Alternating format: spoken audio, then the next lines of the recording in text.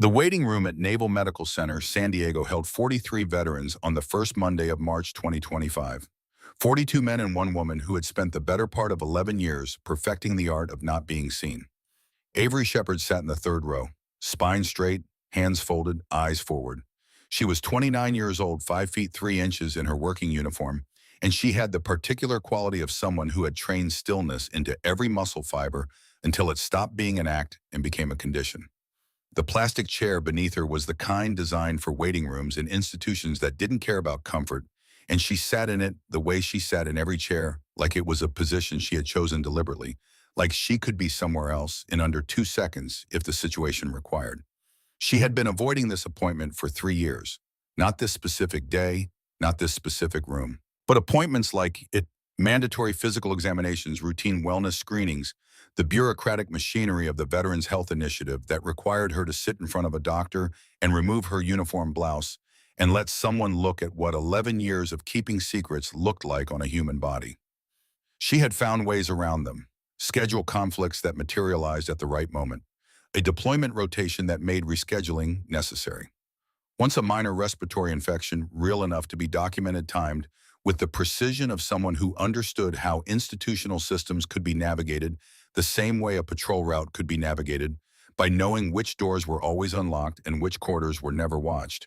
But the Navy's new Veterans Wellness Program left no corridors unwatched. Mandatory participation, no exceptions for rank, no postponements without a medical emergency that couldn't be manufactured on short notice. So here she was. The room smelled like government coffee and fluorescent lighting, and the particular silence of men who had stopped expecting explanations for why things happened the way they did. She cataloged them without appearing to look at anyone. Old habit, useful habit, the kind of habit that got installed in you so early like it stopped feeling like a skill and started feeling like a way of seeing the world. The veteran to her left was 60-something Desert Storm, from the way he carried himself, the slight forward lean of someone who had spent years in a Humvee. He was reading a magazine and not reading it. To her right, a man closer to 40, Marine Corps, by the set of his jaw and favoring his right knee with the casual expertise of someone who had been favoring it for years and knew exactly how to make it look like nothing. Near the window, a younger man couldn't have been more than 32, staring at the middle distance, with eyes that were focused on something that wasn't in the room. She knew that look. She had worn it herself in the months after her father died. She did not look at her own reflection in the window across from her. She had stopped doing that a long time ago. The check-in screen cycled through names in alphabetical order. Castillo, Drummond, Fairweather. The room thinned slowly, one name at a time, the institutional rhythm of a place that processed people the way a river processed sediment, steadily, without urgency, without sentiment. Shepard A. She rose without hesitation. 11 years of service had taught her that hesitation in public spaces drew more attention than movement. She walked the length of the corridor with the same deliberate calm she used to walk through every space that required her to pretend she wasn't thinking about exactly what she was thinking about. Room 3B. Lieutenant Commander Bastian Cross was already inside, standing at the examination counter with a tablet in the practiced ease of a physician who had conducted approximately this same exam several thousand times. He was in his mid-40s, gray beginning at the temples, a wedding ring worn smooth from years of the small, nervous habit of turning it with his thumb. The kind of doctor who had seen enough of the human body's capacity for failure that nothing surprised him anymore, but who still looked at patients with something that resembled genuine attention.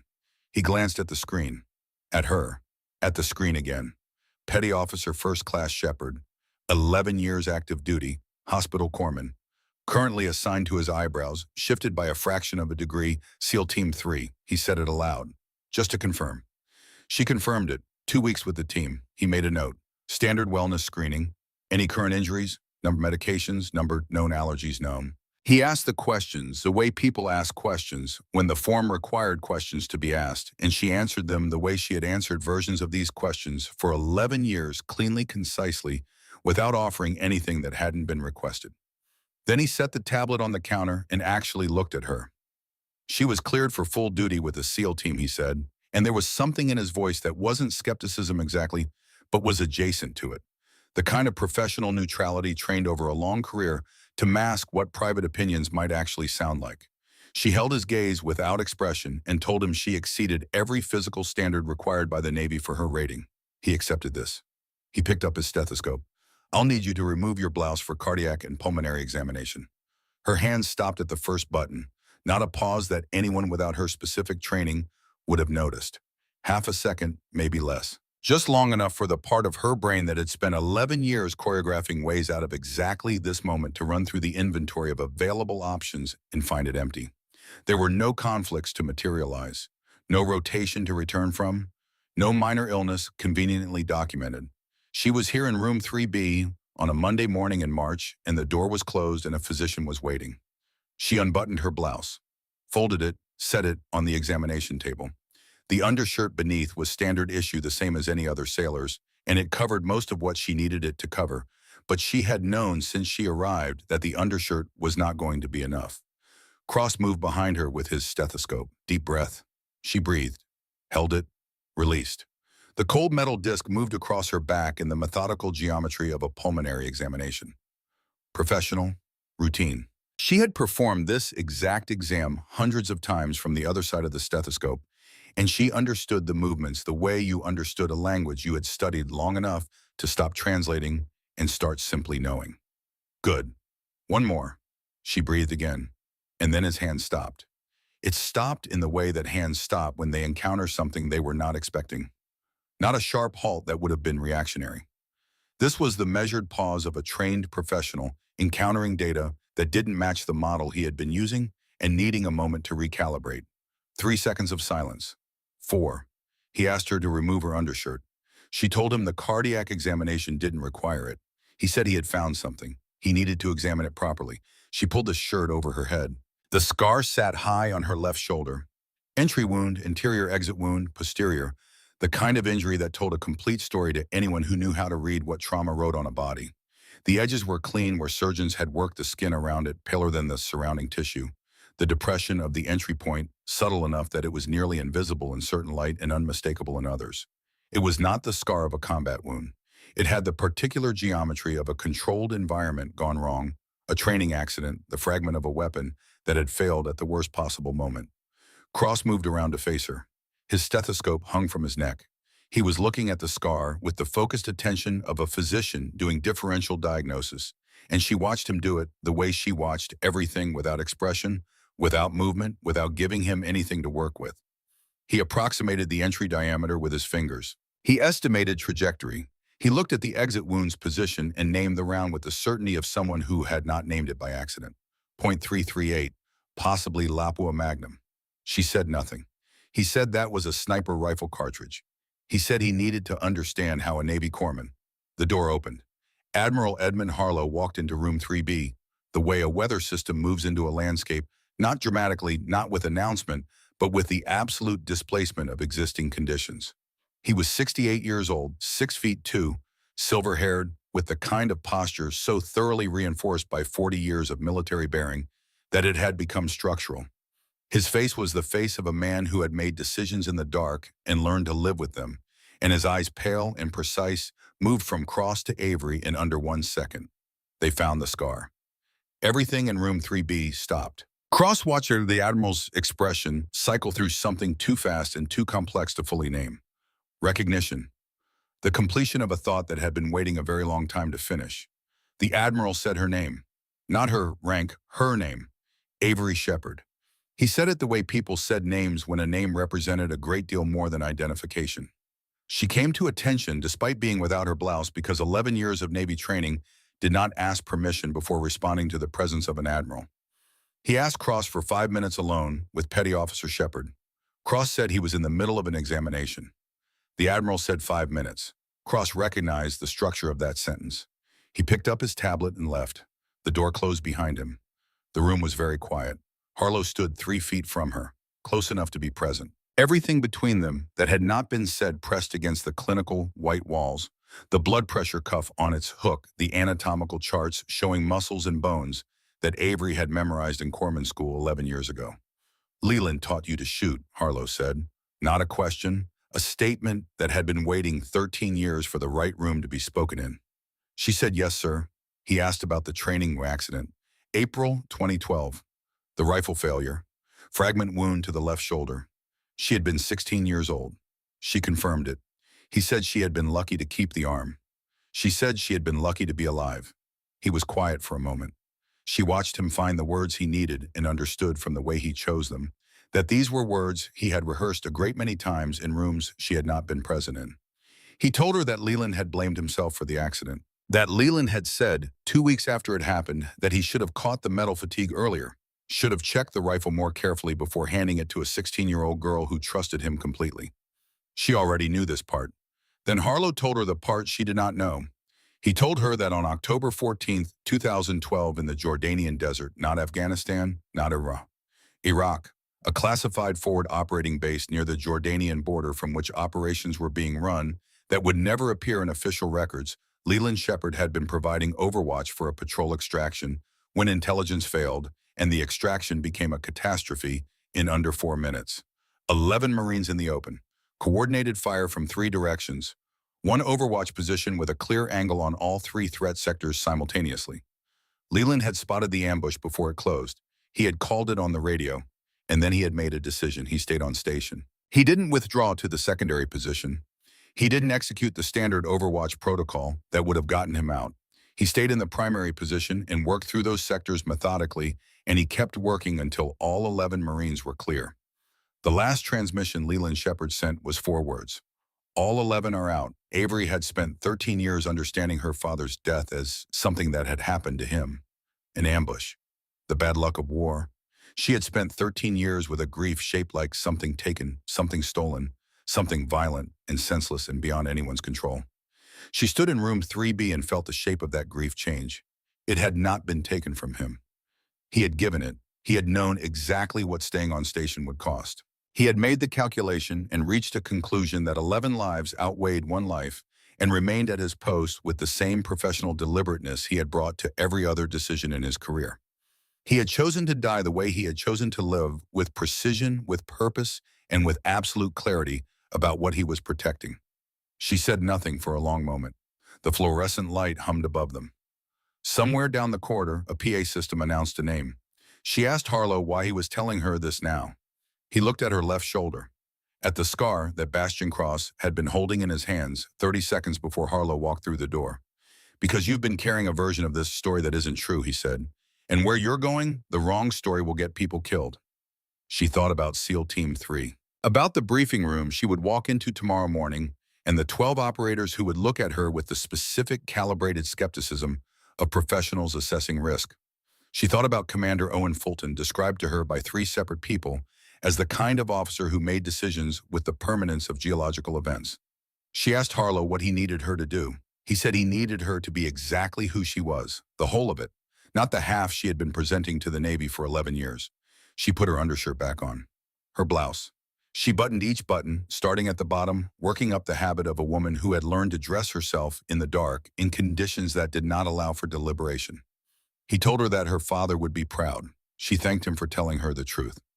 Cross returned after precisely 5 minutes and finished the examination without asking about the scar again. He cleared her for full duty, handed her paperwork, and a follow-up appointment she already knew she would not need. She walked back down the corridor, past the waiting room, past the screens cycling through names. She sat in her car for 11 minutes before she drove to Coronado. Naval Amphibious Base Coronado existed on the edge of a bay that looked in the right light like something invented. The buildings were utilitarian, salt-beaten, the architecture of institutions that had no interest in aesthetics and every interest in durability. The Pacific beyond the base had been grinding BUD/S candidates into the understanding that comfort was a civilian concept for as long as the base had existed. The concrete barriers and chain link fencing and the silence of a place where serious things were practiced with serious people gave the compound the feeling of a world cordoned off from the world adjacent to it. Avery reported to SEAL Team 3 on a Tuesday morning at 0800. She had been assigned 2 weeks prior and had used those 2 weeks to learn the layout, understand the rhythms of the compound, identify which routes were used most frequently, and which spaces were typically empty at which hours. She had done this quietly without asking questions that would draw attention to the fact that she was asking questions. The briefing room smelled like coffee and gun oil, and the aggregate smell of 11 men who considered a 6-mile run a transitional activity between sleep and actual exertion. 12 operators filled the chairs when she entered. 11 heads turned, 1 did not. Senior Chief Colin Merritt sat in the back left corner, looking at the tactical board on the front wall when she came through the door. He was 48 years old, built with the economy of a man whose body had been shaped entirely by necessity, with a face that registered almost nothing and eyes that registered everything. He did not turn when she entered because he had already noted her arrival. She understood this from the angle of his shoulders, the slight accommodation in his posture that was not a response to her presence but a registration of it. Commander Owen Fulton stood at the front, 44 years old, face weathered by 2 decades of hard decisions and harder conditions. He introduced her with the efficiency of someone who understood that introductions were formalities preceding the actual work of assessment. He listed her credentials: 11 years active duty, 3 combat deployments, Afghanistan twice, Iraq once, combat medicine certified, tactical casualty care qualified. From the middle of the room, Petty Officer Kate Holloway, 32, red-haired, sprawled in his chair, with the proprietary ease of a man who had decided he owned the real estate, made a sound that was almost but not quite a snort. Chief Warrant Officer Grady Tatum spoke before Holloway could elaborate. 50 years old, ex-Marine voice cured like leather over decades of use. He asked her 3 direct questions. Could she carry a 60-pound medical pack in full kit, plus body armor front and back, plus ammunition and water and personal gear? She said yes to each. He said they would find out on Friday. The team dispersed. Avery moved to the back and reviewed medical protocols on a tablet she had already memorized. After 30 seconds, she understood that someone had remained. Senior Chief Merritt stood at the door. He looked at her the way a man looked at a calculation he had not quite completed. He said, "Welcome to the team." He said Holloway tested everyone, and she should not let it get into her head. She said she understood.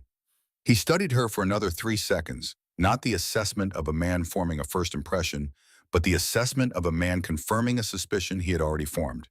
Then he left. She was not sure what he had seen. She would not be sure until Friday.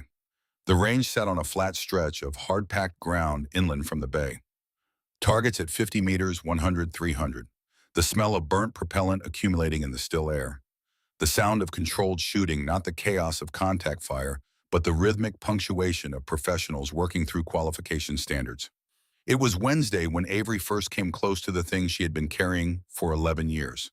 The team cycled through qualification drills. Pistols first.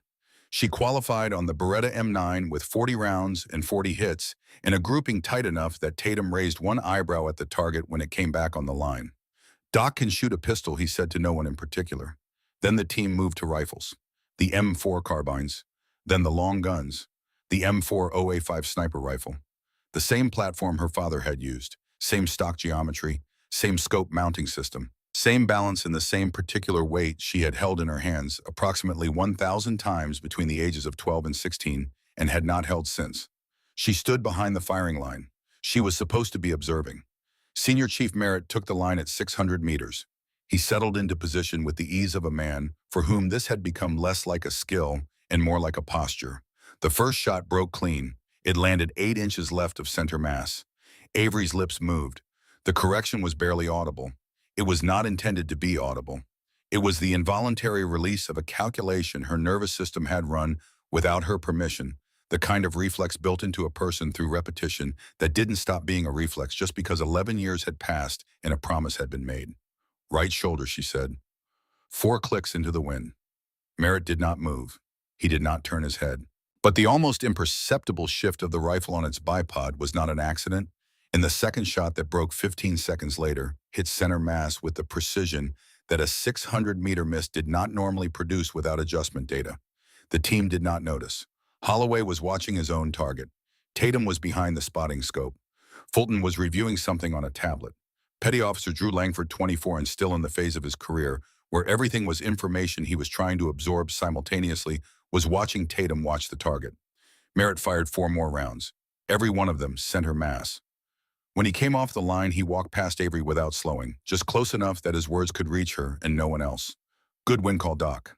She looked at the target downrange, at the 5 tight holes clustered in a space smaller than a playing card at 600 meters. She understood, standing on that range in the salt and propellant air of Naval Amphibious Base Coronado, that some things once said could not be unsaid, that the 11 years she had spent making herself invisible in a very specific way had just acquired a witness, and that Senior Chief Colin Merritt, who filed information away and retrieved it at the exact moment it became relevant was the kind of witness from whom nothing stayed hidden for long. The Friday ruck march came and went, 62 pounds for 12 miles in the California desert east of the base, heat climbing toward 95 by mile 8, her hips and shoulders in a sustained negotiation with the load that she resolved through the simple refusal to let biology outweigh decision. She finished within standard.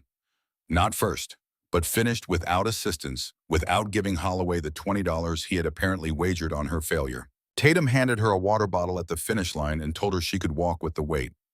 Walking isn't fighting, he said. She understood this was not a dismissal. It was the beginning of a different conversation, the kind that only started once a person had demonstrated the minimum required to earn the right to have it. That night, she lay in her quarters in the dark and did not sleep. She thought about the range that morning, about Merritt's rifle adjusting after her correction, about the particular way a secret changed character once it had been witnessed. She had been keeping something contained for 11 years. She had believed that containment was the same as control.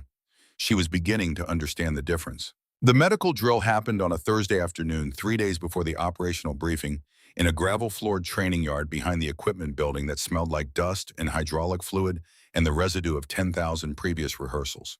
The scenario was standard: IED blast, 2 casualties with realistic wound profiles, limited supplies. An instructor named Petty Officer Danner, who had decided his primary contribution to the day's training would be to fire blanks at irregular intervals and throw smoke grenades without warning into spaces where people were trying to work. Avery had 30 seconds to assess both casualties before the first grenade landed. She used 22. Casualty 1 presented with ephemeral artery bleed, the training tourniquet already loose around his thigh, stage blood soaked into his uniform in a pattern that was anatomically specific enough to tell her exactly what she was dealing with before she was close enough to touch him. She had seen this injury in 2 real configurations and practiced it in approximately 40 simulated ones, and the 30 seconds she was supposed to have for assessment compressed to 9 because that was how long she had before the window closed. Her hands moved, not quickly in the way that urgency moves, quickly in the way that precision moves when precision has been practiced past the point of conscious execution. Tourniquet from the left side pocket of her kit. Same pocket, same orientation, same pull angle. 11 years of the identical placement. High on the thigh. Thread through the buckle, pull, snug windlass rod inserted. She twisted the windlass. Once, twice, 3 rotations. 4. The bright arterial spray from the prop wound slowed to a trickle, then stopped. 19 seconds from first contact to secured tourniquet. Standard protocol allowed 30. She was already at casualty 2. Tension pneumothorax. Air in the chest cavity, the lung partially collapsed. She found the landmarks through the training vest, located the insertion point before Danner threw the second smoke grenade. The needle went in, air hissed, breathing restored. IV line. Combat gauze for the secondary wounds. Morphine administration with correct dosing documentation even in a simulated environment, because documentation was what kept a wounded man from receiving a second morphine dose from the next medic who hadn't been told about the first. When the drill ended, Tatum stood over the casualties for a long moment. He checked her tourniquet placement. He checked her needle decompression. He checked her times. He said it was the best work he had seen from a new team member. Fulton nodded once. Holloway, leaning against the far wall with his arms crossed, said nothing. But the arms crossed differently than they had crossed 48 hours earlier. The skepticism was still present, but had been rearranged around a fact it hadn't previously contained. She cleaned her supplies and repacked her kit without acknowledging the change in the room. She had learned a long time ago that acknowledgement was its own form of pressure. The pre-mission preparation for the contractor recovery operation began on a Sunday with a gear inspection that Fulton conducted with the thoroughness of a man who believed that thoroughness at this stage was the variable determining whether thoroughness would be required at a later and less convenient stage. Avery had her medical pack laid out in the order she had been arranging it for 11 years: tourniquets in the left side pocket, combat gauze, and chest seals in the front, IV supplies in the main compartment, morphine and hemostatic agents in the interior zip surgical kit at the very bottom, because last resort items lived at the bottom where they were not in the way of what you needed first. 62 pounds total.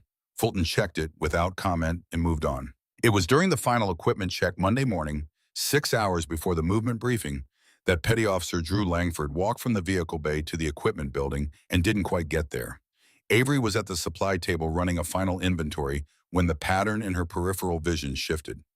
Langford was 24 years old, 6 feet even built with the straightforward solidity of a young man whose body had been shaped entirely by deliberate effort, and right now his gait had acquired a quality that was subtle enough that no one who wasn't specifically trained to notice it would have noticed it. She crossed the distance in 4 strides. Langford, sit down. He looked at her with the mildly offended expression of a man who hadn't been planning to do that. I'm good, Doc. Sit down now. The command in her voice was not loud. It didn't need to be loud. It had the quality of a voice that understood the difference between asking and telling. He sat partly because of her voice, and partly because some part of his nervous system operating below the level of his own awareness was already grateful for the option. She had his temperature, pulse, and skin assessment completed before Tatum reached them from across the yard. Pulse 130, weak and rapid. Skin hot and dry. No sweating, slightly dilated pupils. When a body stops sweating in extreme heat, it has moved past the point of compensation into territory where the internal temperature climbs without interruption toward the threshold where the nervous system stops being reliable. She told Tatum it was heat stroke. Core temperature probably at 105 or higher. Tatum said the kid had been fine 10 minutes ago. She said heat stroke progressed fast. He wasn't sweating anymore. That was late stage. They had approximately 8 minutes before the probability of seizure or worse became high. She was already pulling IV supplies. Tatum did not argue. He went to find Fulton. The IV line went into the antecubital vein on the first attempt. Saline wide open. Cooling towels on the neck, the armpits, the groin, the high-flow areas where blood moved close enough to the surface that external temperature could reach it and carry the change back into the body's interior. Holloway appeared beside her with additional water from the cooler. He didn't ask what to do. He looked at what she was doing and began doing the adjacent part of it, rotating the cooling towels on the intervals she had established. Fulton arrived. She gave him the assessment in 40 seconds and recommended delaying the movement briefing by 45 minutes minimum. Fulton looked at Langford, whose color was already beginning to change in the right direction. He made the call. Movement delayed. Langford stayed at base. 35 minutes later, Langford was sitting upright, drinking on his own, telling Avery he hadn't felt anything wrong before she was already treating him. She told him that was the nature of the thing. Holloway was still beside her. He said she had good eyes. She said it was training. He said most people with her training would have missed it until he was on the ground. She packed her IV supplies back into their compartment, zipped the kit, lifted it onto her back, and told Holloway they needed to move. He picked up his rifle and followed. The operational briefing happened that evening in the classified planning room, with satellite imagery on the wall, and the gravity of a space where decisions were made that people carried for the rest of their lives. 2 American contractors, civilian security personnel, kidnapped 6 days earlier near the Syrian-Iraqi border. Current intelligence placed them in a compound single-story buildings around a central courtyard, 1 road in and out, desert on all sides. Enemy force estimated at 8 to 12. Avery's role was base camp, communications monitoring, medical preparation for casualties the team might bring back. She understood this was appropriate. She was 2 weeks with the team. Trust did not exist in this environment, independent of demonstrated performance, and demonstrated performance required opportunities not yet provided. She looked at the satellite imagery. Her hand moved unconsciously to her left shoulder. Fulton saw it. She did not know he had seen it until much later. They flew out on a C-130 to a forward operating base that did not appear on maps civilians could access. The heat outside the aircraft was 118 degrees dry as quarry stone. Avery established the medical area at base camp with the systematic efficiency of someone who had done it before and understood that how you arranged a medical station in the first 10 minutes determined how fast you could work in it when 10 minutes had elapsed and everything had changed. Litters positioned for rapid access. IV supplies staged in sequence. Tourniquet inventory visible. Everything within arm's reach, everything in the same position it had been in every other medical station she had ever built, because muscle memory was only as reliable as the consistency of the practice that had produced it. Merritt checked on her once walking past with his rifle. He looked at her supply arrangement. He said she had done this before. She said 3 deployments, different environments, same principles. He told her to keep her M9 close. She already had it close. The operation launched at 2200. 7 operators moving through the desert toward a compound. The latest intelligence said contained 8 to 12 armed men and 2 American civilians who needed to come home. Avery sat at the communication station and listened to the radio with the quality of attention that only develops in someone who has spent years understanding that the difference between what the radio says and what is actually happening is a variable requiring constant reevaluation. For 40 minutes, the transmissions were disciplined and sparse.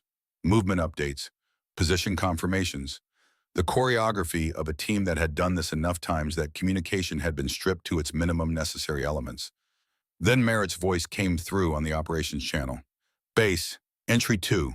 Holloway is down, right thigh, arterial bleed, need doc now. She was already on her feet. The driver understood the shape of the situation. She climbed in before the vehicle had fully stopped moving toward her. 12 kilometers of desert at night, running on night vision, the landscape coming through the windscreen as a green-tinted approximation of the world. She conducted a final inventory by touch tourniquet gauze kit chest, sealed the sequence her hands had rehearsed until it was not a rehearsal, but simply the order in which they moved. The vehicle stopped 200 meters from the team's position. She ran the rest. 62 pounds on her back, and she ran because running was the only pace that made sense, and the weight was irrelevant in the same way all physical discomfort became irrelevant when the alternative was arriving after the window had closed. She found them behind a low stone wall along the northern edge of a track that might once have been a road. The compound was 300 meters ahead, muzzle flashes in 2 windows, and a rooftop position laying down disciplined, suppressive fire. The 8 to 12 estimate had been wrong. There were at least 20 weapons in play. Holloway was on his back against the base of the wall. The stain on his right thigh was spreading at the rate she recognized immediately as arterial. She was beside him before she had consciously decided to kneel. She said his name, told him she was there. His eyes were open and tracking with the specific quality of a man fighting the beginning of shock with everything he had left, which was less than he needed. He said he couldn't feel his leg. She said that was the blood loss and she was fixing it and to stay with her. Her hands moved with the certainty of someone for whom this specific problem had been solved so many times that the solution was not a process she had to think through but a physical memory her hands carried independent of whatever her mind was doing. Tourniquet, high on the thigh, above the wound. One wrapped thread through the buckle pull, snug windlass rod inserted. She began to twist. Holloway made a sound that was not a scream and not silence, but something between them. The sound of a man who understood why this was happening and was choosing to endure it rather than not endure it because the alternative was worse. She kept twisting. 3 rotations. 4. The arterial spray at the wound site diminished to a trickle and then stopped. She secured the windlass. 16 seconds. IV next 18 gauge into the antecubital saline wide open. Fulton dropped beside her. He looked at Holloway. He looked at her. He said they needed to move. She said Holloway could not move under his own power. Fulton was looking at the rooftop to the northeast when his radio operator grabbed his arm. She looked up. Northeast corner, 280 meters, elevated. A dark shape settling into prone position with the unhurried deliberateness of someone who had done this before and was not rushing because rushing was for people who lacked confidence in what they were about to do. The shape had a rifle. The rifle was pointed at the space where Commander Owen Fulton was standing. She understood the geometry in the time it took to understand it. Merritt was on the western overwatch working the courtyard positions, and the northeastern rooftop was outside his angle without repositioning. There was no one with a precision rifle who had the line of sight. There was Holloway's M4. It was lying in the dirt 3 feet to her left, dropped when Holloway went down, safety off round, chambered ACOG scope ammunition remaining across 4 loaded magazines. 3 feet. She heard her mother's voice, the way you heard something that was not audible, but was also not imagination. Her mother at the edge of a grave in October, taking a folded flag into both hands, saying the words that mothers said when they had nothing left to say, except the one thing they needed their daughters to hear. Promise me. She heard her father's voice, the voice from the evening after the accident when they were both quiet and her arm was in its sling, and she had asked him why he kept going back. There are people who come home because someone stayed. She heard Admiral Harlow in room 3B. Some days the promise has to break so the people you love can live. The shape on the rooftop was settling, taking its time. Precision shooters took their time. She had been taught that by the man who had spent 30 years being the shape on the rooftop, and she understood from the inside what it meant when a precision shooter stopped moving and became still. It meant the shot was seconds away. She reached for the rifle. Her hands knew what to do. Her hands had always known what to do. They had been taught, and the teaching had not left them, regardless of what she had asked them to avoid for 11 years. And they moved now the way they had moved 1,000 times at ranges in New Mexico and Arizona, and in a field behind a house in Virginia, where a Marine had spent 4 years giving his daughter something he hoped she would never need. Chamber check. Round confirmed. Scope picture, range. Wind. She read the mirage at the base of the northern wall and the quality of the heat shimmer at 200 meters and performed the calculation she had performed so many times it occupied no more conscious space than breathing. 280 meters. Elevated target. 4 degrees of elevation advantage. Wind minimal from the east, 2 miles per hour, negligible at this range with this round. She brought the rifle to her shoulder. It settled there the way it had always settled there, with the fit of a thing that had been done long enough to become not an act but a relationship between a body and an object calibrated to each other across thousands of repetitions. She heard Tatum say her name. The crosshairs found the shape on the rooftop, dark silhouette against a lighter sky. Prone position, rifle barrel visible over the parapet. She controlled her breathing. In for 4 counts, hold for 7, exhale through 8. Her heartbeat slowed the way it had been trained to slow. She found the pause, that fraction of a second between heartbeats, when the body was perfectly quiet, when everything aligned. She squeezed the trigger. The rifle moved against her shoulder. A push, not a slap. A conversation, not an argument, the way her father had described it on the first day. The shape on the rooftop jerked, fell backward, disappeared. The space where Commander Owen Fulton had been standing was occupied only by Commander Owen Fulton, who was still alive. The silence in the space between the team lasted approximately 4 seconds. Holloway stared at her from his position against the wall. His eyes were wide with something not entirely attributable to blood loss. Tatum said nothing. He was looking at the rooftop, at the empty space where the shape had been. Merritt's voice came over the radio from the Western Overwatch, confirming the target was neutralized. Nothing else. Just the confirmation, as precise and minimal as every other word she had heard from him. Avery set the rifle down, controlled, no drama. She returned to Holloway's IV line and checked the flow rate and adjusted the tape at the insertion site. Fulton had not moved. He was looking at her with the expression of a man doing rapid recalculation with new data. He asked where she had learned to shoot like that. She said her father. He asked who her father was. Gunnery Sergeant Leland Shepard, she said. Marine Scout Sniper, 2nd Battalion, 5th Marines. Tatum's head turned with the speed of a man whose body reacted before his mind had fully processed why. She knew from the quality of that turn that Tatum knew the name. He was 50 years old, an ex-Marine, and he had been in service during the years when Leland Shepard's name was used in specific circles the way you used a reference point. She did not explain further. She checked Holloway's tourniquet, noted the time on the windlass, made sure his airway was clear. They needed to move. They moved. The debrief happened at the forward operating base in a tent that smelled like diesel and institutional exhaustion. Fulton ran it with the efficiency of a man who understood that debriefs served a function, and the function was analysis, not theater. He stated what had occurred. Then he said her name and said that Petty Officer Avery Shepard had kept a wounded man alive under fire, made a 280-meter precision shot that neutralized an imminent threat to the commanding officer, and provided rear security during exfiltration. He asked whether she could do it again. She said, yes, sir. Without hesitation, he said that was what he needed to know. Tatum asked the question she had been expecting since the moment she set the rifle down. Why had she hidden it? She said she had promised her mother after her father died that she would never touch a gun again. She had kept that promise for 11 years. She had broken it because watching Commander Fulton die was not something she could have lived with. She said that given the same situation, she would make the same choice. The tent was quiet. Tatum said the team would conduct a marksmanship evaluation in the morning. She said, yes, sir. She called Harlow that night. He answered before the second ring, and she understood from the speed of it that he had already been told. He listened while she recounted what had happened. When she finished, he was quiet for a moment. Then he said her father had taught her to protect people, and that was what she had done. She said it didn't feel like something to be proud of. He said it never did. Not the first time, not ever really. But you lived with it because the alternative was living with dead teammates you could have saved. She knew that now. She told him to hold on. She called her mother on the other line. Her mother answered on the fourth ring. Late in Virginia, she told her what had happened. Her mother was quiet for a long time, long enough that Avery checked the connection. Then her mother said, you promised me when you were 16 years old and your father had just died. You were not the same person then that you are now.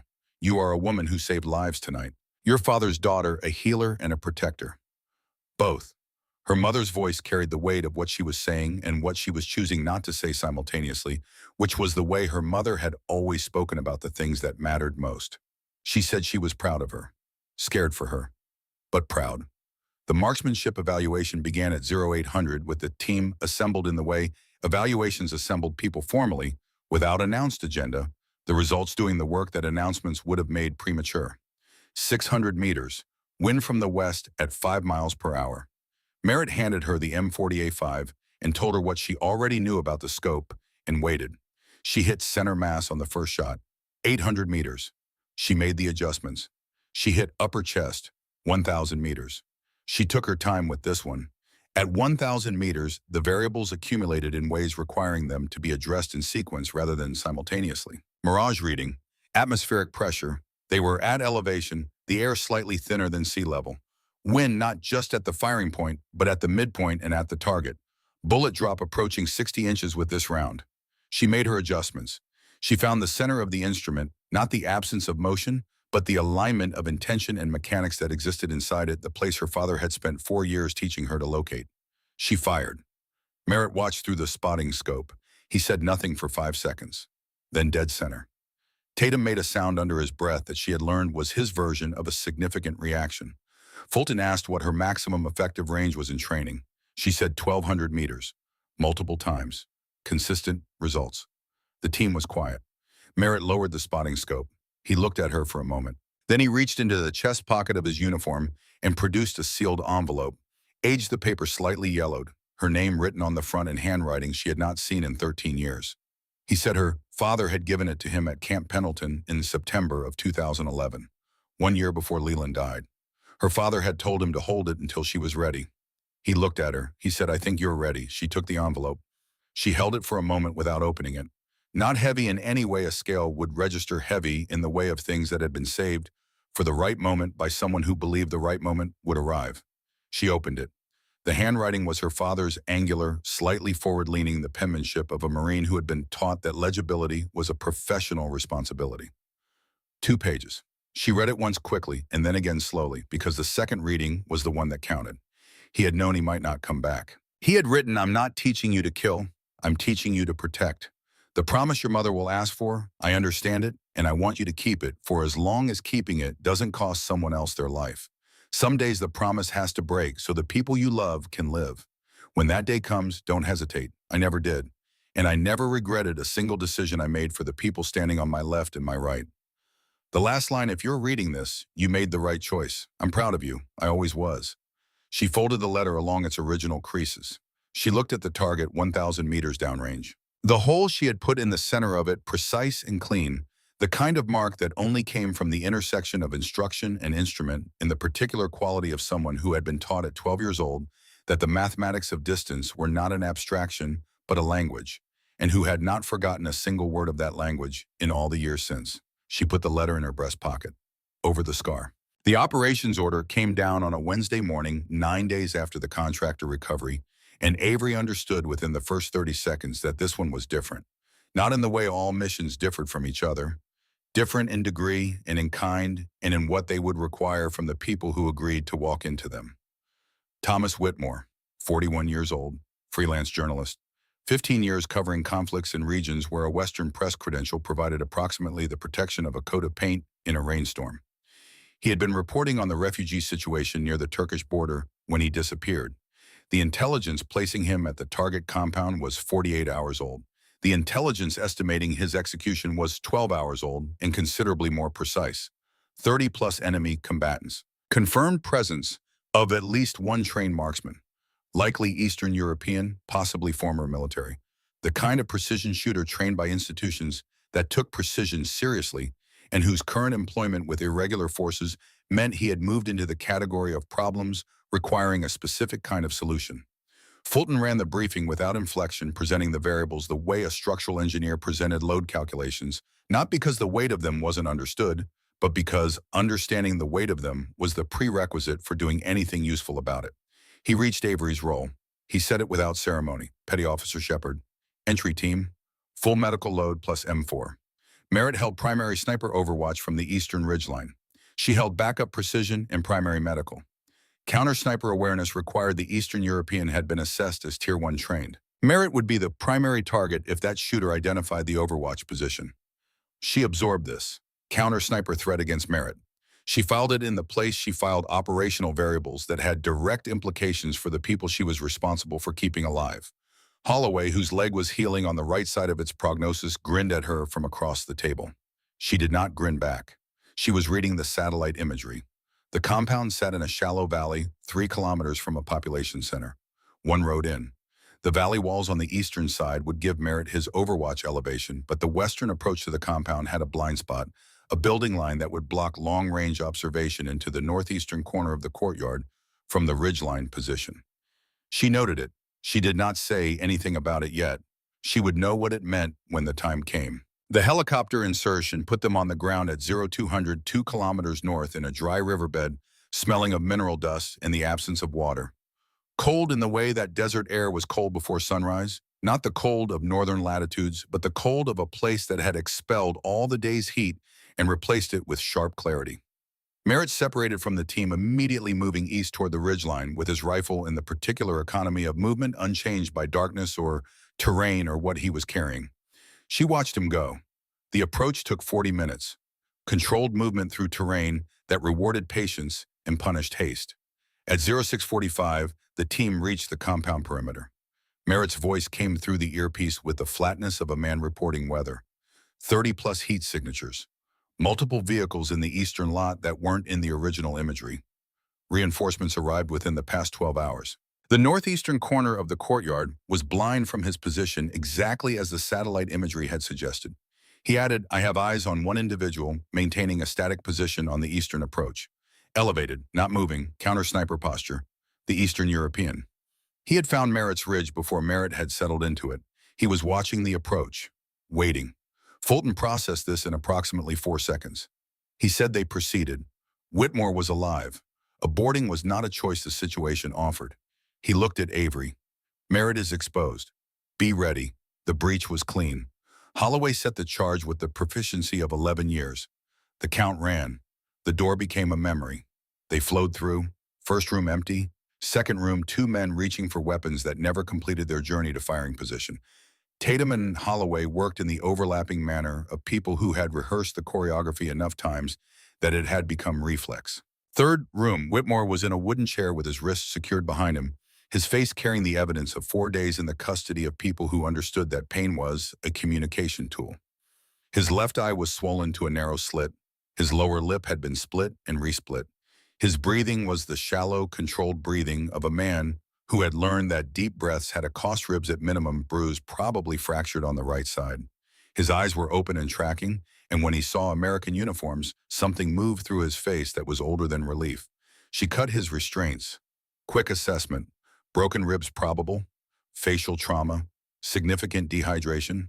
Ambulatory with support. She told him to stay close to her and do exactly what she told him when she told him.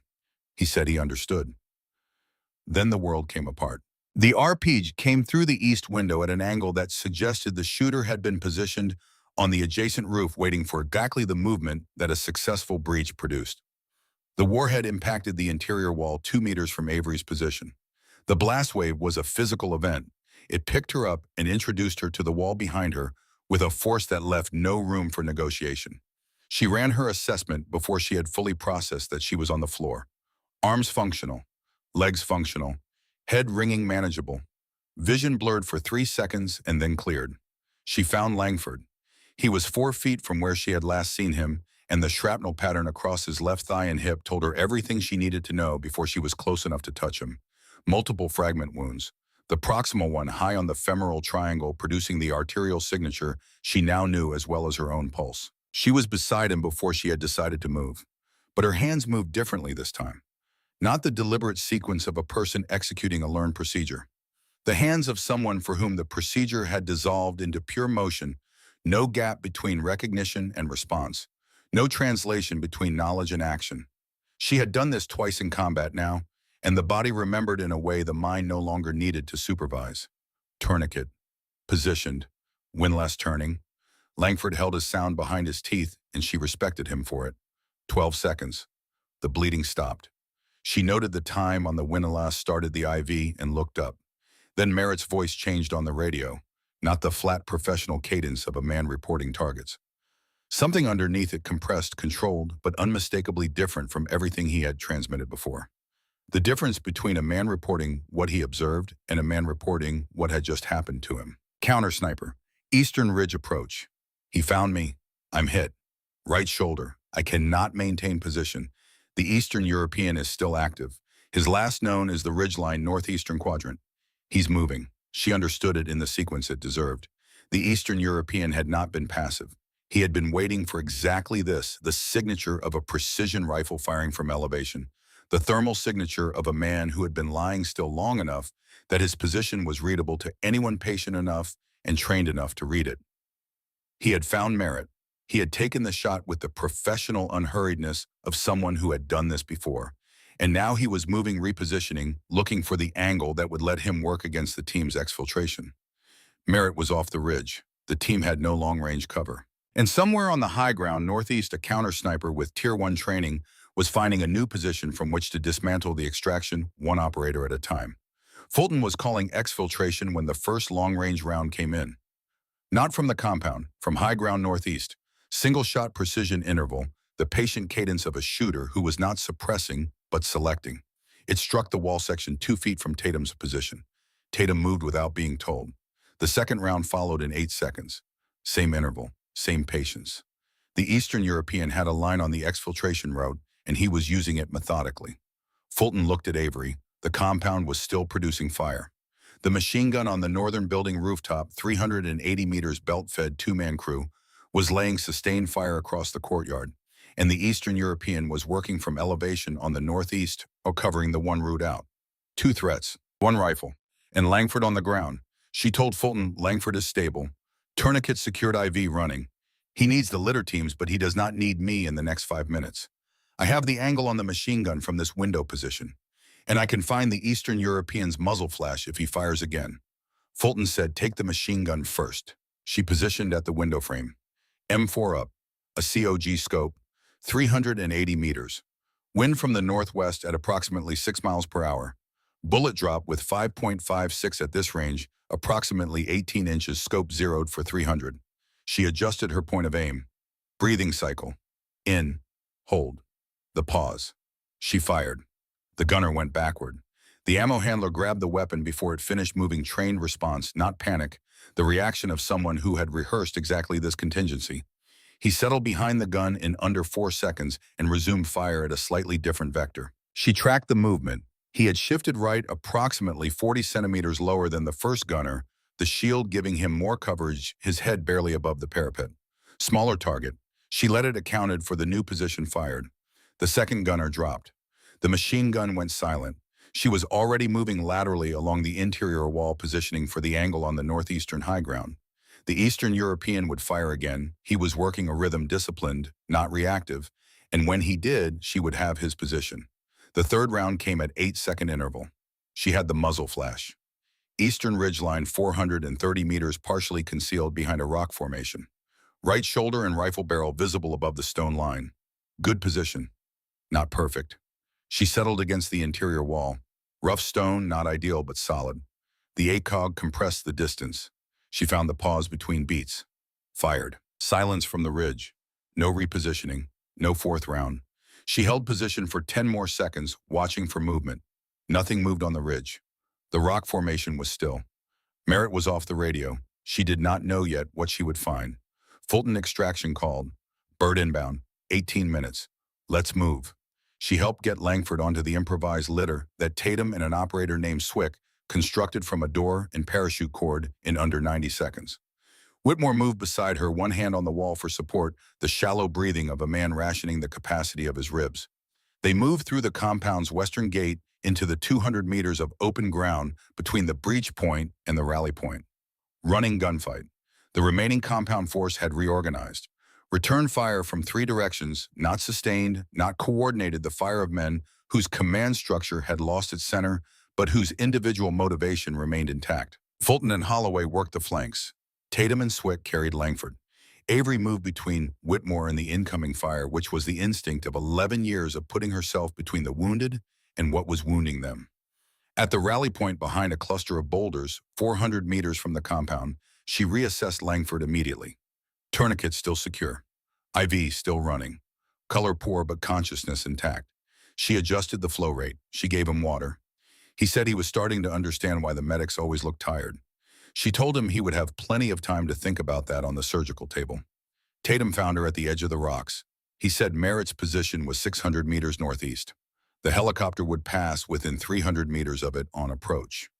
She understood what he was asking without him asking it. She told him to send someone to get Merritt.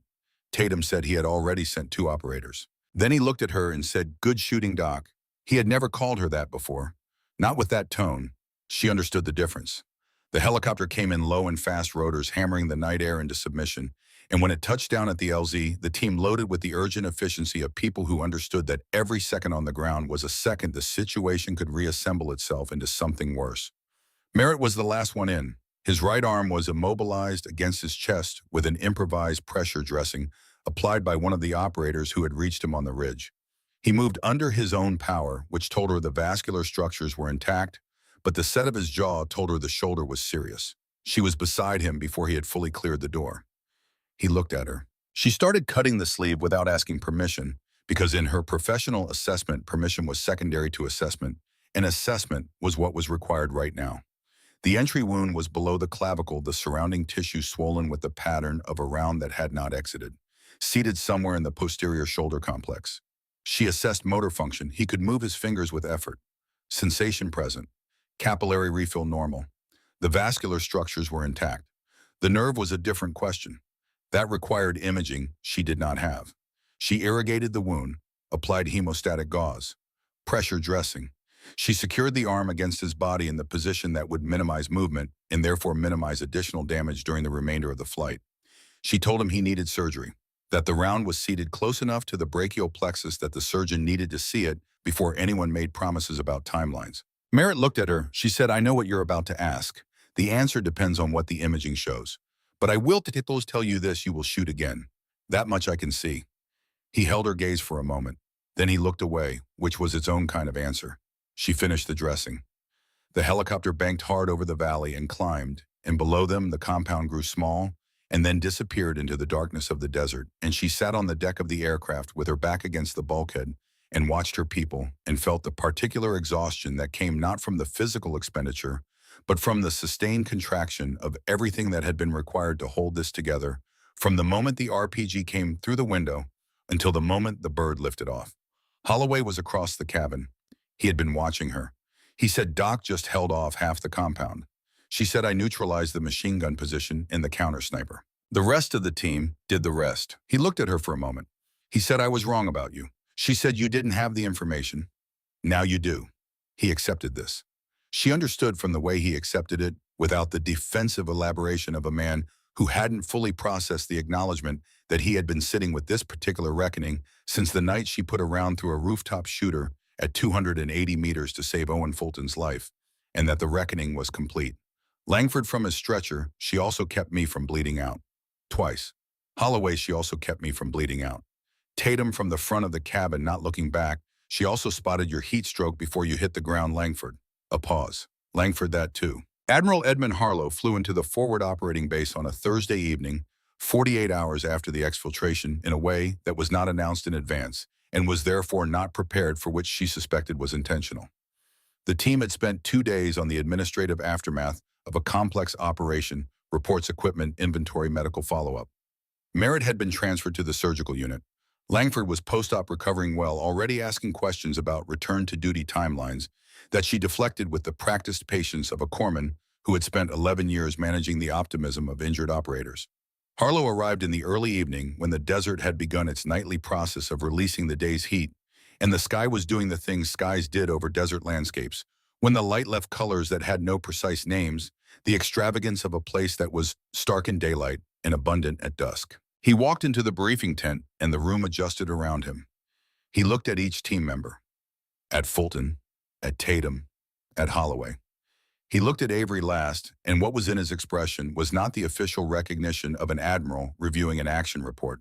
It was the private expression of a man who had been waiting a very long time for a particular thing to occur, and it had occurred, and the occurrence carried more inside it than any official recognition could contain. He said he had reviewed the mission reports. He said that what he had read represented the kind of service the Navy trained people to render, and that very few people actually rendered when the moment arrived. Then he said he needed a moment with Petty Officer Shepard. They stepped outside the tent. The desert night was clear and cold, and the stars were the stars of a sky without light pollution. He said he had something that belonged to her. He reached inside his jacket. What he produced was not an envelope. It was a document official, formal, bearing the seal of Naval Special Warfare Command, the paper aged, but the seal intact, preserved in a way that suggested it had been preserved deliberately by someone who understood it might one day need to be presented. He said it was a formal proposal submitted to Naval Special Warfare Command on September 19, 2012, 25 days before Leland Shepard sent his last transmission.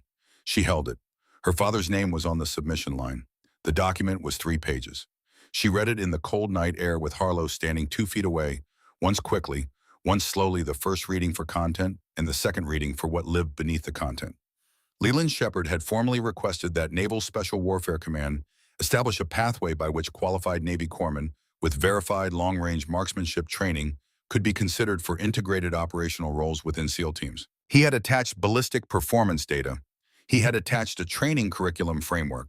He had attached in a sealed appendix a personal statement that named Avery directly and requested that when she reached sufficient rank and demonstrated sufficient operational capability, she be considered for exactly the role she had been performing for the past 3 weeks. He had written, "I am not asking the Navy to make her a weapon. I am asking them to give her the chance to be what I raised her to be, a protector. She will come to this. The only question is whether the institution will be ready for her when she does. I have no doubt about her. I am asking you to give her the same certainty in return." The document had been filed, reviewed once by a junior officer who had routed it to an administrative holding category. And then Leland Shepard had died in the Jordanian desert, and the document had remained in its holding category for 13 years until Admiral Edmund Harlow had gone looking for it 3 weeks ago in the aftermath of a routine physical examination that had not been routine in any meaningful sense. She looked up from the last page. Harlow said he planned this, not in the sense of knowing exactly how it would unfold, in the sense that he understood the shape of who you were, and he built the architecture for that shape to find its place. He knew the institution wouldn't create the pathway on its own. He submitted it formally so there would be a record, so that when you arrived, there would be something to point to. She said he died before he could see it. Harlow said he died knowing it was coming. Those are different things. She stood with this for a moment. 13 years of understanding her father's death as a loss, as something taken. She had carried the grief of a taken thing.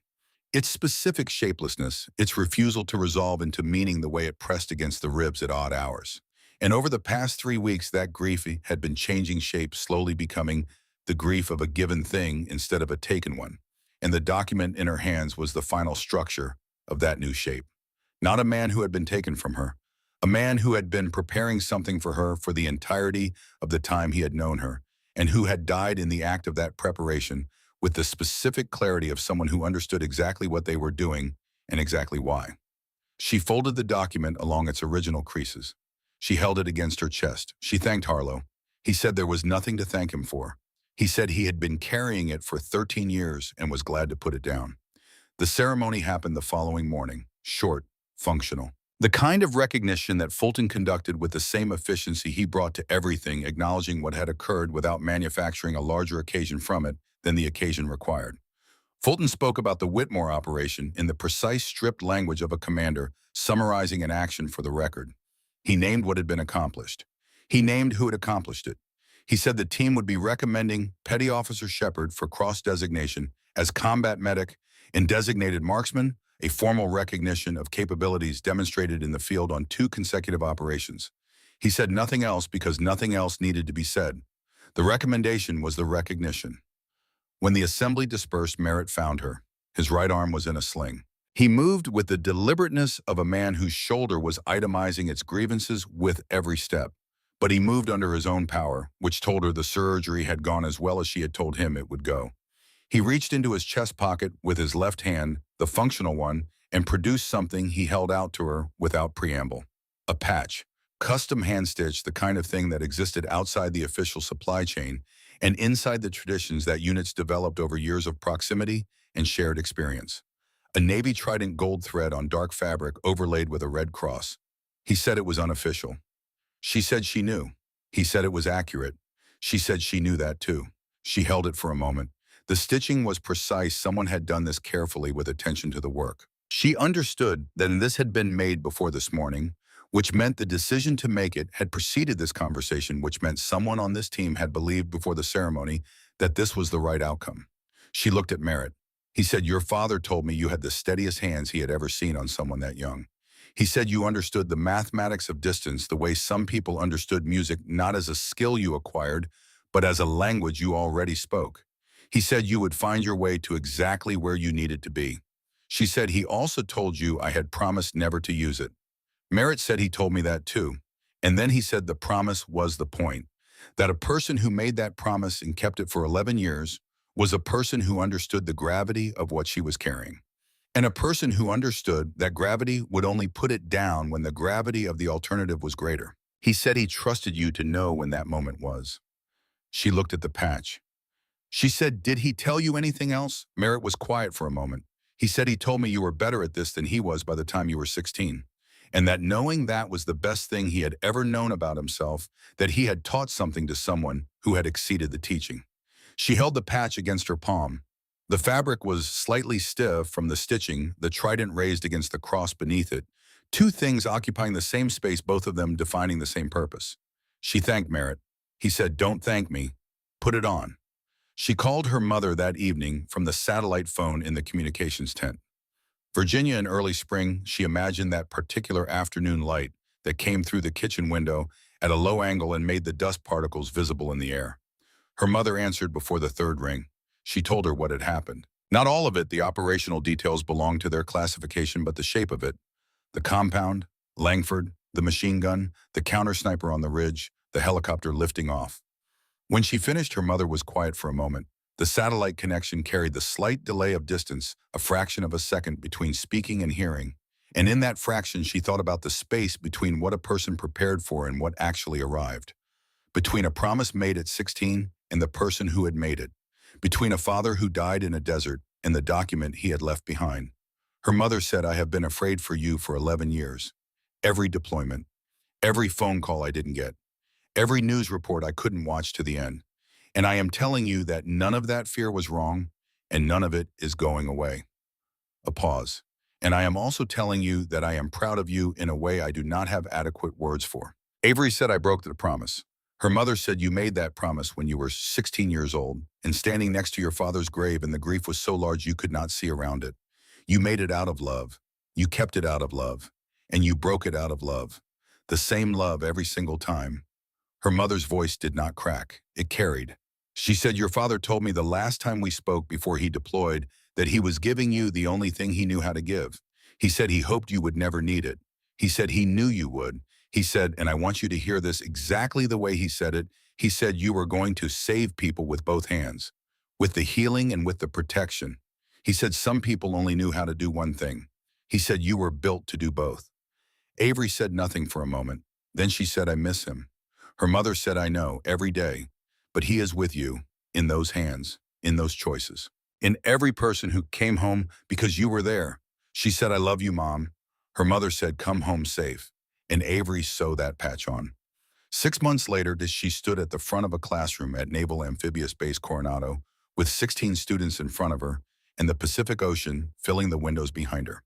The course was called Integrated Combat Medicine and Tactical Marksmanship, the first course of its kind. The curriculum had been developed from a framework she had written in the 3 months following the Whitmore operations, submitted to Naval Special Warfare Command, reviewed by 3 separate boards, and approved with the formal endorsement of Admiral Edmund Harlow and the recommendation attached to a 29-year-old document that had been waiting in an administrative holding category for exactly long enough. She stood at the front of the room and looked at 16 faces, corpsmen and operators, men and women, people who had come because they understood that the roles they had been assigned were not the complete inventory of what they were capable of, and who wanted to know what the rest of the inventory looked like. She told them what they were there to learn. She told them that the work they would do in the next 6 weeks would require them to hold two different ways of being in the world simultaneously: the healer and the fighter, the person who preserved life, and the person who sometimes had to take it to preserve the lives of others. She told them this was not a contradiction. It was an integration, and the difference between a contradiction and an integration was whether you understood the purpose that connected them. She showed them what the integration looked like. Tourniquet application, 12 seconds, transition to rifle, 300-meter target, one shot. Transition back to patient, IV insertion, total elapsed time under 50 seconds. The room was quiet with the quality of quiet that followed something people had not previously believed was possible. After class, she found an email from a hospital corpsman at Camp Pendleton, HM3 Sarah Beckett, 22 years old. Father killed in action when she was 14, joined the Navy because she had promised her mother she would heal people and not fight. She had been reading about what Avery had built. She needed to know if there was a way in. Avery read it twice. She thought about legacy, about the way things moved outward from a point of origin, the ripples finding shores the original stone never anticipated. Her father had created ripples that reached her. She was creating ripples that reached others. The architecture of it was not accidental. It had been designed by a Marine who understood that the most durable things he could build were not positions or protocols, but people. She wrote back, "There is a way in. It requires patience, discipline, and the understanding that both halves of what you are serve the same purpose. Come find me when you're ready." That evening, she drove to the range at the edge of the base where the land opened toward the Pacific, and the light at the end of the day came at the angle that made long shooting difficult and interesting and worth doing. She set up at 1,000 meters. The wind off the ocean was layered and inconsistent, the most honest teacher her father had once said at a coastal range in North Carolina, because it never gave you the same problem twice, and it never pretended to be simpler than it was. She read the mirage through the scope. She watched the grass at the 300-meter mark and the flags at the far end and waited through two shifts in direction before she had what she needed. She settled into the firing position. The Pacific moved beyond the base perimeter, enormous and indifferent, older than any of the events that had occurred at its edge. The light was going. In 20 minutes, it would be too dark to shoot without different optics. She breathed, found the center of the instrument. The bullet crossed half a mile of evening air in just over 2 seconds. She looked through the spotting scope. Center. She stayed in position for a moment, not thinking about the classification pending on her official designation, not thinking about the course starting again next week, or the email from HM3 Beckett, or the document bearing her father's handwriting, folded in the breast pocket of her jacket. Just the target at 1,000 meters in the space between where she had been and where she now was. She said it quietly. To the air, to the fading light, to the space where a voice she had been hearing for 13 years continued to be present in the way that things persisted when they had become structural. She said, "Still got it, Dad." The wind shifted off the water. She took the response as the response it was. She packed the rifle with the care that her father had taught her, not because the equipment demanded ceremony, but because the way you cared for the tools of the work reflected how seriously you understood the work itself. She loaded everything into the case. She stood and stretched and looked at the sky, doing what the sky over Coronado did at the end of a clear day. Her phone showed a message from Fulton Mission Brief in the morning. Complex operation. He needed everything she had. She typed back, "Ready, sir." She drove back through the base in the last of the light. She thought about her father and the document he had filed and the patience it had taken to build something that would only be used after he was gone by someone he would not be alive to see use it. The particular faith required to build for a future you would not inhabit. The trust in the person you were building for. She parked. She walked to her quarters. She stopped at the door. The patch was sewn onto the sleeve of her working uniform. Navy trident overlaid with a red cross. Her mother had called the night she sewed it on and said, "I can hear it in your voice. You sound like him." She had not known what to say. She had said, "I hope so." She went inside. Outside, the Pacific continued its long conversation with the land, the same conversation it had been having for longer than anyone had been present to hear it. The lights of Coronado moved across the water. Somewhere on the base, the next generation of operators was running its night evolutions. The candidates learning as the candidates always learned that the thing that separated the people who finished from the people who didn't was not physical capacity, but the quality of what they chose to carry when everything else had been stripped away. Avery Shepard, 29 years old, daughter of Gunnery Sergeant Leland Shepard, hospital corpsman, first-class designated marksman, carried two things: the letter from her father's hand folded along its original creases in her breast pocket over her left shoulder, and the understanding, finally complete, that the two halves of what she was had always been one thing. He had known this when she was 12 years old, learning to read wind at a range in New Mexico, understanding the mathematics of distance the way some people understood music. It had taken her until she was 29 to understand what he had already known, but she understood it now. Both hands.